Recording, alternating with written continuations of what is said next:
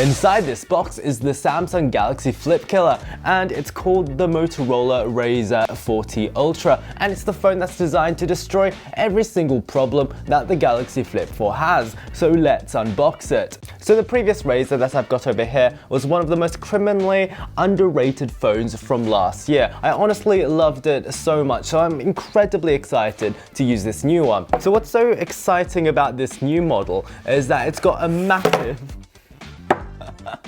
So apart from learning that it's indestructible, let's have a look at what else is inside the box. I think we've got a phone case. Yep, we've got a phone case, which is very snazzy. And they've also decided to give us a charger and a cable. But we must note how much smaller the new box is than last year's one. Look at how impressive last year's box was. It's so massive and it flips out like so. But at least it's still got all of the same accessories inside. So there are some really exciting things about the new phone, including the new colors, including a cool aqua blue one and also a magenta. So let's see which color I got. It's black. So if we compare it with the old one over here, it's definitely a little bit skinnier in width.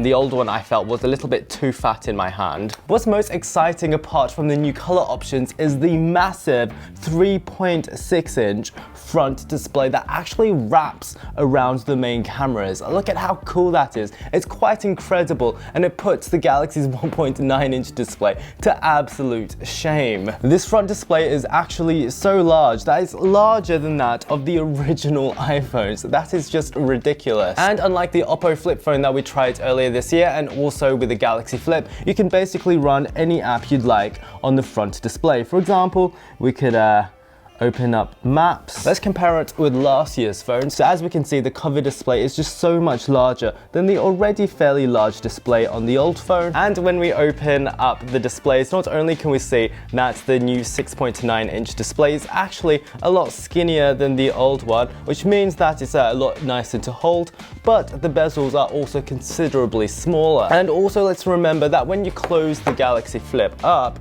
that there's a little bit of a gap between the screen, and there's none on this particular phone. And since this also has a water droplet style hinge like the old phone, it shouldn't crack over time like the Samsung is prone to doing. So I'm going to be using this phone over the next few weeks, so let me know if you've got any questions.